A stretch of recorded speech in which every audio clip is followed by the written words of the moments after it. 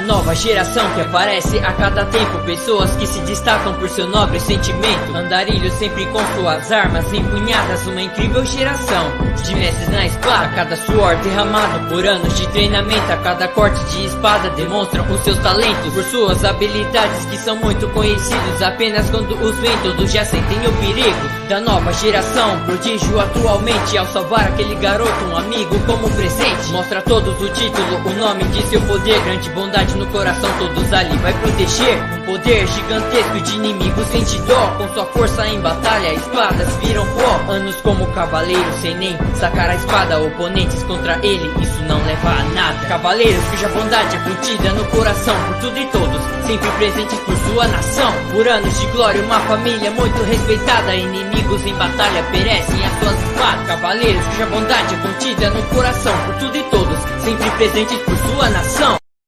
Capítulo 3 – Palavras dolorosas. Com Ike, na tarde seguinte, Percy e eu estávamos saindo do exame de latim depois de 3 horas. Eu estava tendo uma enorme dor de cabeça, e é nessas horas que eu me lembro do meu ódio por Miltda e minha dislexia. Meus olhos estão nadando com todos os nomes gregos e romanos que eu digitei incorretamente, Percy reclamou enquanto segurava sua cabeça. Ele estava pálido.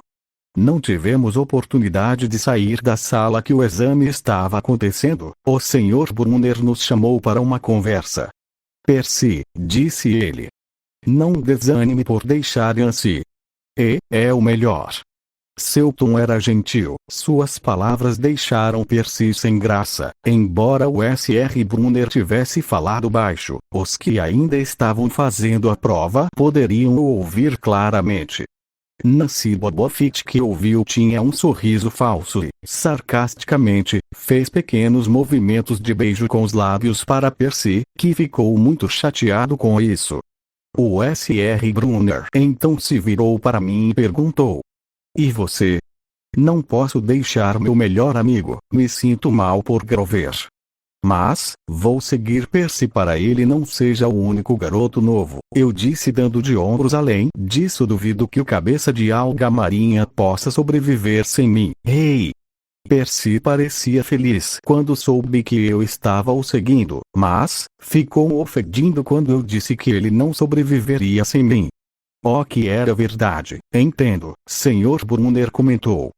Ele andou com a cadeira para trás e para frente, como se não tivesse certeza do que falar.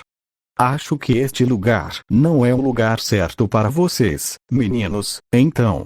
Era apenas uma questão de tempo. Eu me senti mal por Percy, quero dizer. Aqui estava seu professor favorito, na frente da classe, dizendo que ele não era capaz. Depois de falar o ano todo que acreditava nele, que só esperava o melhor dele, agora dizia que ele estava destinado a ser expulso. Fiquei muito chateado com Quirrell. Ele não poderia ter usado palavras melhores. Certo, a voz de Percy estava trêmula, ele estava meio pálido, seus olhos verde-mar ardiam como fogo verde, dava para ver que ele estava muito triste e chateado. Não, disse o Sr. Brunner. "Ah, que droga! O que eu estava tentando dizer é que você não é normal, Percy. E nem você, Ike. Isso não é nada ser." "Obrigado", interrompeu Percy. "Muito obrigado, senhor, por me lembrar, Percy", ele gritou, mas Percy já tinha saído da sala. Eu soltei um suspiro e olhei para o Sr. Brunner. "Deveria ter escolhido palavras melhores, Sr. Brunner." E sai da sala, atrás de Percy. Tinha skip no último dia do semestre. Eu observei Percy colocar suas roupas na mala. Já tinha terminado de fazer as minhas. Os outros garotos estavam fazendo piadas, falando sobre os planos para as férias. Eles eram delinquentes juvenis como eu, mas delinquentes juvenis ricos. Um deles perguntou para mim e para Percy o que estaríamos fazendo nas nossas férias. "Minha casa na cidade durante o verão." Percy respondeu. "O mesmo aqui", respondi, assustando Percy. "Quando você chegou aqui?" Percy perguntou, enquanto os outros voltavam ao que estavam fazendo, como se nós dois não existíssemos. Agora há pouco, já terminei de fazer minhas malas. Estava esperando você acabar, respondi com um pequeno sorriso. Oh! Percy respondeu. Assim que Percy terminou de fazer suas malas, nós saímos do dormitório da escola e fomos para o ônibus. Grover também estava no mesmo ônibus que nós. Com o narrador, durante toda a viagem de ônibus, Grover olhava nervoso para o corredor, observando os outros passageiros. Ele sempre agia de modo nervoso e inquieto quando saía com Ike e Percy, como se esperasse que algo ruim fosse acontecer. Finalmente Percy não aguentou mais o silêncio e perguntou, procurando benevolentes. Ike, que estava olhando pela janela, voltou sua atenção para Percy e Grover. Quando Percy fez essa pergunta de repente, o sátiro parecia um gato que teve seu rabo pisado. Ele quase pulou do banco. O que você quer dizer? Perguntou Grover nervoso.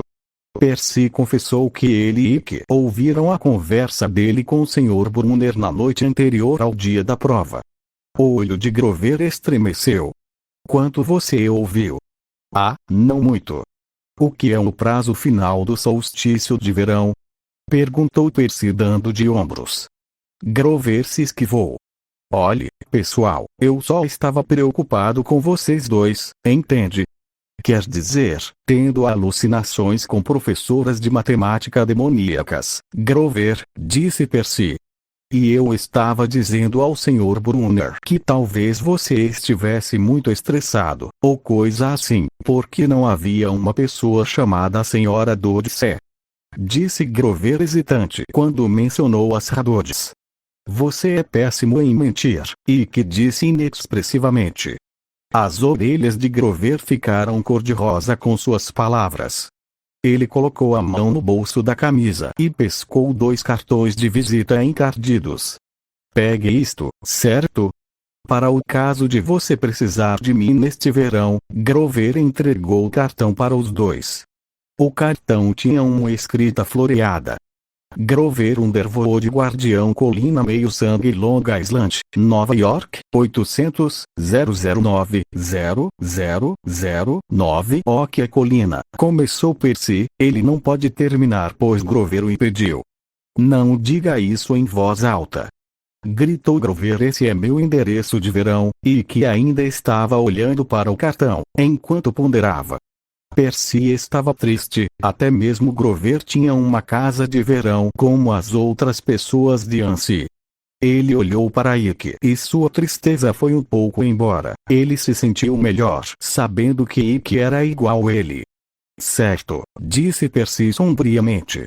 Tá, se eu quiser fazer uma visita à sua mansão, Grover assentiu. Ou se você precisar de mim. Porque iria precisar de você? Disse Percy rudemente. Grover ficou com a cara toda vermelha. Olhe, Percy, a verdade é que eu tenho, de certo modo, que proteger vocês dois. Percy olhou para Grover estranhamente. Em Annecy era ele e Ike que protegiam o sátiro dos valentões. Grover, perguntou Percy. Do que exatamente você está me protegendo? Antes que Grover pudesse responder à pergunta de Percy, houve um tremendo barulho de algo sendo triturado embaixo dos pés dos 3 garotos. Uma fumaça preta saiu do painel e o ônibus inteiro foi tomado por um cheiro de ovo podre. O motorista praguejou e levou o Greyhound com dificuldade até o acostamento. Depois de alguns minutos fazendo alguns sons metálicos no compartimento do motor, o motorista anunciou que todos deveriam descer. Grover, Percy e Ike saíram em fila com todos os outros. O ônibus estava no acostamento de um trecho de estrada rural, um lugar que ninguém notaria se o ônibus não estivesse estragado lá. Do lado que o ônibus estava parado, não havia nada além das bordas e algum lixo jogado pelos carros que passavam por ali. Do outro lado, depois de atravessar 4 pistas de asfalto que refletiam uma claridade trêmula com o calor da tarde, havia uma banca de frutas como as de antigamente. Não havia fregueses, apenas 3 velhas senhoras sentadas em cadeiras de balanço à sombra de um bordo, tricotando um par de meias enormes que mais pareciam suéteres, mas, obviamente, eram meias. A senhora da direita tricotava uma das meias. A da esquerda tricotava a outra. A do meio segurava uma enorme cesta de lã azul brilhante. As 3 mulheres pareciam muito velhas, com o rosto pálido e enrugado como fruta seca, cabelo prateado preso atrás com lenço branco, braços ossudos espetados para fora de vestidos de algodão pálido. O destino, e que pensou seriamente, ele estreitou seus olhos em direção às 3 velhas. Elas olharam para Percy e ele diretamente. E que sentiu um frio na espinha, ao mesmo tempo sentiu todo seu sangue estagnar e congelar.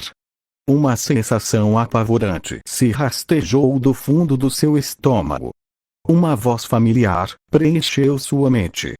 Era a mesma voz fria e desprovida de emoções que ele conheceu no vazio antes de renascer. Novo privilégio desbloqueado. Informações sobre seu novo privilégio inundaram a mente de Ike, em um fluxo constante. Véu do viajante. Descrição impede que informações sobre o usuário sejam expostas para qualquer ser, mesmo seres que possuem uma forma de onisciência. Passivo. O destino não pode controlar ou fazer algo contra o usuário, seja diretamente ou indiretamente.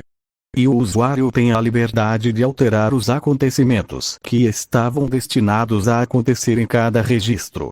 Basicamente, o usuário ganhou um passe livre para mudar o enredo da forma que desejar, e a vontade do mundo ou o destino não podem fazer nada para impedir. Se não serão destruídos por esse privilégio. Assim que as informações terminaram, Ike tinha um pequeno sorriso no rosto. Ele não precisava se preocupar com as velhas bruxas, os destinos, ou os deuses descobrindo sobre ele ser um humano renascido com memórias vagas da sua vida passada. Grover, disse Percy. Ele estava olhando para o rosto totalmente pálido do sátiro. Grover parecia ter visto um fantasma. A lenda do semblante pálido, suor estava descendo pelo lado do seu rosto e seu nariz tremia. Ei, cara, você está bem? Chamou Percy um pouco preocupado. Diga-me, elas estão olhando para vocês dois? Elas estão, não estão? Ponto de interrogação. Perguntou Grover com a voz trêmula. Estão. Esquisito, não? Disse Percy em um tom estranho. Você acha que aquelas meias serviriam em mim? Brincou Percy para tentar aliviar a tensão do pobre sátiro. É bem improvável, você é muito curto, disse Ike avaliando Percy de cima para baixo, com um sorriso malicioso. O mini Poseidon olhou para ele ferozmente e deu um soco em seu braço. Ike apenas riu e levantou suas mãos em sinal de rendição. Não tem graça, vocês dois. Grover choramingou. Não tem graça nenhuma. A velha do meio pegou uma tesoura imensa, dourada e prateada, de lâminas longas, como uma tosqueadeira. Grover tomou fôlego. Vamos entrar no ônibus, ele disse. Venham. O quê? Disse Percy. Lá dentro está fazendo 500 graus, vamos. Grover forçou a porta e entrou, enquanto Percy e Ike ficaram um pouco mais. Ike olhou para as 3 velhas, que eram literalmente o destino desse mundo, e viu que elas ainda olhavam para Percy e ele. A do meio cortou o fio de lã. O ruído parecia cruzar as 4 pistas de trânsito. As 2 amigas dela enrolaram as meias azuis. Ike deu uma última olhada e entrou no ônibus. Vamos, antes que Grover tenha um colapso nervoso, ele disse revirando seus olhos. Na traseira do ônibus, o motorista arrancou um grande pedaço de metal fumegante do compartimento do motor. O ônibus estremeceu e o motor voltou à vida, roncando. Todos os passageiros aplaudiram. Tudo em ordem, gritou o motorista. Ele bateu no ônibus com o chapéu. Todo o mundo para dentro. Assim que o ônibus começou a andar, Percy ficou todo febril, como se estivesse gripado. Grover não estava melhor, mas estava batendo os dentes, como se estivesse com frio. E que estava normal, ele não se sentiu de forma alguma afetado, ele passou literalmente anos cultivando seu corpo, um pouco de calor não era nada. Grover? Sim? O que você está escondendo de nós? Grover enxugou a testa com a manga da camisa. Percy, o que vocês dois viram na barraca de frutas? 3 senhoras que têm muito tempo livre, disse Ike com um sorriso sarcástico. Sim, Percy sorriu, mas seu sorriso morreu quando viu a expressão séria no rosto de Grover. Elas não são como a senhora Dodds, são? A expressão de Grover era difícil interpretar, mas seus olhos diziam que aquelas 3 velhas eram algo muito pior que as Dodds. O que era totalmente verdade, já que as 3 velhas eram literalmente o destino e a senhora Dodds era apenas uma fúria que servia a Hades. Só me diga o que vocês viram. A do meio tirou a tesoura e cortou o fio. Percy encolheu os ombros, como se não fosse nada importante. Grover fechou os olhos e fez um gesto com os dedos, parecido com o sinal da cruz, mas não era isso. Era outra coisa, algo um tanto mais antigo. Você a viu cortar o fio, ele disse. Sim, eu também vi, Ike disse casualmente. Isso não está acontecendo, murmurou Grover. Ele começou a morder o dedão. Não quero que seja como na última vez. Que última vez? Perguntou Percy um pouco assustado. Sempre na 6ª série. Eles nunca passam da 6ª, Grover murmurou para si mesmo. Grover, Percy disse, porque ele estava realmente começando a ficar com medo. Do que você está falando? Deixe-me levar vocês dois para a casa da estação do ônibus. Prometam-me, e que não via problema nisso. Percy também prometeu. É uma superstição ou coisa assim?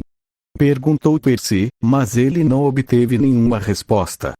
Grover, aquele corte no fio. Significa que alguém vai morrer? Grover olhou para Percy e Ike com tristeza, como se já estivesse escolhendo o tipo de flores que os dois gostariam de ter em seus caixões. Assim que o ônibus chegou no terminal rodoviário, Percy decidiu abandonar Grover. Ele estava assustado com o pobre sátiro que não parava de olhar para Ike e ele como se fôssemos 2 homens mortos. Então quando Grover foi ao banheiro na rodoviária, ele se despediu de Ike e pegou um táxi. Ike também fez o mesmo. Ele não precisava de proteção. Com Ike, enquanto o táxi me levava para casa, eu olhei pela janela, vendo os prédios passarem. Eu pensei em meu encontro com o destino. Percy, eu entendo, já que ele é a criança da profecia, o futuro salvador do Olimpo 2 vezes. Mas e eu? Por que elas estavam olhando para mim? Agora que eu tenho o privilégio de ser imune às maquinações do destino, eu não preciso me preocupar, mas elas devem saber algo sobre o meu futuro nesse mundo. E isso deve ser algo importante, pois elas estavam olhando para mim, com mais intensidade se comparado a Percy. E isso me deixou curioso. Bem, vamos deixar o futuro de lado e focar no agora. Afinal, o passado é história. O futuro, um mistério. E o presente, uma dádiva, por isso ele se chama presente. XXXXXXX chegamos. Fui tirado de meus pensamentos pelo anúncio do motorista, fiquei tão absorvido neles que eu nem tinha notado o táxi parando na frente do meu destino. Eu entreguei o dinheiro da corrida, peguei minhas malas e desci do táxi. Olhando para o prédio do apartamento onde minha mãe e eu morávamos, eu sorri levemente. A última vez que eu vim para casa foi durante o Natal, sentia falta da minha mãe e de ter meu próprio canto. Pesquei a chave do apartamento no bolso da minha calça jeans. Muito provavelmente, minha mãe ainda não voltou do trabalho, e que abriu a porta do apartamento e entrou. A primeira coisa que ele fez foi levar suas malas para seu quarto. Seu quarto tinha uma cama de casal, um guarda-roupas, no meio dele tinha um espelho de corpo inteiro, e uma escrivaninha com alguns livros. Ele desfez suas malas, assim que terminou. Pegou sua toalha e foi tomar um banho. Terminado seu banho, Ikki saiu do banheiro com apenas uma toalha enrolada em sua cintura que cobria a parte inferior do seu corpo. Ele parou na frente do espelho do seu guarda-roupa. Mesmo sendo jovem, ele parecia um imortal, do mundo de cultivo, que foi banido para o mundo mortal. Seu cabelo preto como breu parecia uma cachoeira que caía pelos seus ombros e se espalhava em suas costas. Seus olhos azuis safira eram tão brilhantes como estrelas, e profundos como um abismo. Eles pareciam um oceano calmo e pacífico, aonde quem olhasse ficaria perdido neles. Sua pele branca como neve, parecia totalmente pura, como um lótus de neve perfeito, era macia como seda. Seu rosto jovem e terno era diabolicamente lindo, de seus lábios às suas sobrancelhas em forma de espada. Cada um dos traços de seu rosto eram bonitos ao extremo e todos eles combinavam e o faziam incrivelmente perfeito. Como um imortal celestial. Seu corpo tinha músculos magros e definidos, que pareciam ter sido esculpidos pela própria existência para ser o físico perfeito. Com certeza causaria inveja nos deuses. Seu corpo emanava uma aura de atração sobrenatural, fazendo parecer ainda mais um ser celestial que não era deste mundo. Era como se a beleza de Ikki não tivesse limites. Ele era como um buraco negro. Você não pode deixar de continuar olhando para ele. Até o seu batimento cardíaco iria acelerar sem você perceber. O dono do físico divino da proibição celestial possuía uma beleza sem igual. Dizia que quando todos os 12 selos do corpo fossem quebrados, sua beleza transcenderia as espécies. Qualquer ser do mundo seria atraído por ele. Ikki começou a se vestir. Ele colocou uma calça moletom de cor preta, junto de uma blusa comprida azul escura que ficava colada em seu corpo. Poderia-se ver o contorno dos músculos perfeitamente. Ele então colocou um moletom com capuz preto. Assim que ele terminou, uma voz que ele conhecia muito bem entrou em seus ouvidos. Era a voz de sua mãe. Com Ikki. Minha mãe abriu a porta do meu quarto e entrou. Seus belos olhos azuis cintilantes me encararam com carinho. O leve sorriso que enfeitou seus lábios era tão comovente quanto o cheiro de incenso em uma brisa suave. Oh! Ikki, ela me deu um abraço apertado. Como vai você, mãe? Disse eu com um pequeno sorriso calmo, saindo do abraço. Eu estou bem, mas, meu Deus, você cresceu desde a última vez que eu te vi. E parece ainda mais bonito. O que eu pensava ser impossível acontecer. Ela me olhou de cima para baixo surpresa. Eu iria responder, mas, meu estômago roncou fazendo ela rir levemente. Você deve estar com fome. Vamos, vou assar alguns biscoitos, ela disse. Eu assenti com a cabeça rapidamente. Eu sentei no sofá, enquanto minha mãe terminava de assar os biscoitos. Na minha frente tinha um copo de leite morno, quase acabado, e um prato com migalhas. Eu tinha acabado de comer alguns biscoitos já assados. Como está a escola, minha querida? Minha mãe me perguntou. Como sempre, normal, eu disse dando de ombros. Ela riu levemente. Eu vi seu boletim, ela disse novamente, aparecendo da cozinha, com uma bandeja de biscoitos recém-assados na mão. O que achou? Eu perguntei olhando para ela, enquanto ela colocava a bandeja na minha frente. Você realmente é inteligente. Estou orgulhosa de você, minha mãe sorriu para mim enquanto me deu um tapinha na cabeça. Eu suspirei mentalmente. Eu peguei um biscoito e comi devagar, saboreando a deliciosa guloseima que minha mãe tinha feito. Ela era a melhor cozinheira do mundo na minha humilde opinião. Como está Percy? Ela perguntou-se sentado do meu lado no sofá. Ele está bem. Apenas um pouco estressado, mas bem, respondi. Estressado? Ela inclinou a cabeça. Você sabe, ele tem que voltar para casa, aonde o seu padrasto mora, Gabi. O cara que sempre abusou dele, certo? Não é estranho que ele esteja estressado. Respondi. Essa era uma meia-verdade. Não vou contar para minha mãe que Percy e eu enfrentamos uma fúria e tivemos um encontro com o destino. Até hoje, eu não posso acreditar que Sally aguenta aquele cara. Bem, ela deve ter seu motivo. Minha mãe franziu a testa quando se lembrou. Então, arranjou alguma namorada? Perguntou minha mãe com um grande sorriso provocador.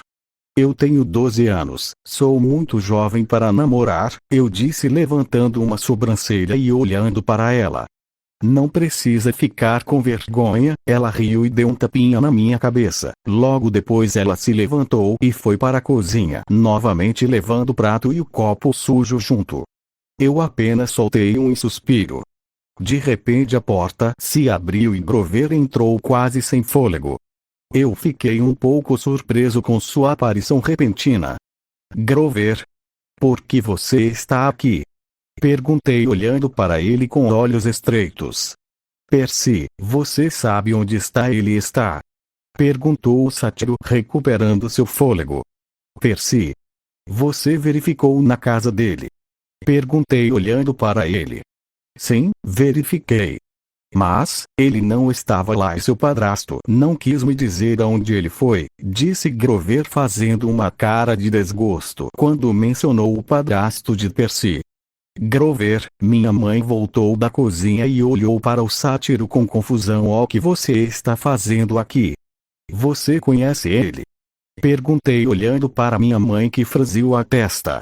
Mais ou menos, disse ela não querendo entrar muito nesse assunto. E que você sabe onde Percy está? Ele está correndo perigo, disse Grover rapidamente. Era óbvio que além de estar preocupado com a segurança de Percy, ele também estava tentando evitar entrar no assunto de ele conhecer minha mãe. Ele me disse que iria à praia onde a mãe dele conheceu seu pai, eu disse tentando lembrar o nome da praia, mas, fazia muito tempo que eu tinha lido os livros, então dificilmente eu lembro dos detalhes. Ike, você sabe onde fica a praia? Grover perguntou. Sim, respondi acenando com a cabeça. Senhora Poemix, posso pegar seu filho emprestado? Prometo que o trago em segurança mais tarde. Disse Grover olhando para minha mãe seriamente. Espera. Antes de tudo, eu quero saber como vocês dois se conhecem e não fujam do assunto, eu disse estreitando os olhos para ambos. Os dois ficaram desconfortáveis. Então, Grover começou, provavelmente tentando inventar uma história. Isso tem a ver com a fúria que atacou Percy no museu? Eu perguntei. Os olhos da minha mãe e de Grover se arregalaram. O primeiro porque não sabia disso, e o segundo provavelmente chocado por eu descobrir. Minha mãe agarrou o meu ombro. Me explique esse assunto direito, ela exigiu um pouco pálida. Durante a incursão para o museu, a Sarradores, nossa professora de matemática, se transformou em uma fúria e atacou Percy. Eu consegui o salvar e matar ela. Eu só descobri o que era depois de ler um livro sobre a mitologia grega, mas guardei para mim. Até o Grover mencionar um nome que as fúrias eram chamadas benevolentes em uma conversa com o Sr. Brunner. Foi então que tudo se encaixou. Então, Grover, me explique tudo agora. Eu disse inventando uma pequena história e narrando calmamente. No final das minhas palavras, eu olhei para Grover com um olhar que exigia uma explicação. Eu pude sentir a mão da minha mãe tremendo. Seus olhos estavam tristes. Ela sussurrou então. Chegou o dia. Grover abriu e fechou a boca, sem saber como responder. Minha mãe sorriu tristemente e olhou para Grover. É mais seguro lá do que aqui. Grover, que se recuperou do choque, olhou para minha mãe. Ele acenou com a cabeça. Ele estará de volta após o fim do verão. Espere, vocês não vão me explicar nada? Perguntei com uma sobrancelha levantada. Está tudo bem, querido. Confie em mim. Minha mãe sussurrou para mim: você estará mais seguro lá, e eles vão explicar tudo o que você quer saber. Tudo bem, eu confio em você, mãe, eu respondi suspirando. Parece que não vou conseguir saber quem é meu pai divino. Minha mãe sorriu suavemente e me deu um abraço. Ela desejou que eu ficasse seguro e longe de problemas. Eu sorri com isso, pois sabia que era impossível. Depois de sair do abraço, ela colocou algo na minha mão, um anel preto com desenho de um dragão dourado gravado nele. Use isto. Este é o meu amuleto da sorte, ele pode protegê-lo. Eu coloquei o anel no meu dedo anelar. Agora vá. Salve seu amigo, ela me disse dando um beijo suave em minha testa. Time Skip, com o narrador, era o entardecer. O pôr do sol lentamente chegou ao fim. Os céus já haviam ficado escuros à medida que a lua e as estrelas se elevavam ao seu auge. Em cascata para baixo era vigas de luz prateada. Hoje a noite particularmente parecia muito bela.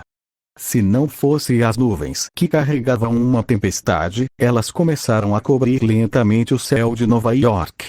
Em um táxi parado no tráfego de trânsito, Grover e Ike estavam sentados no banco traseiro. Eles estavam indo para Montauk.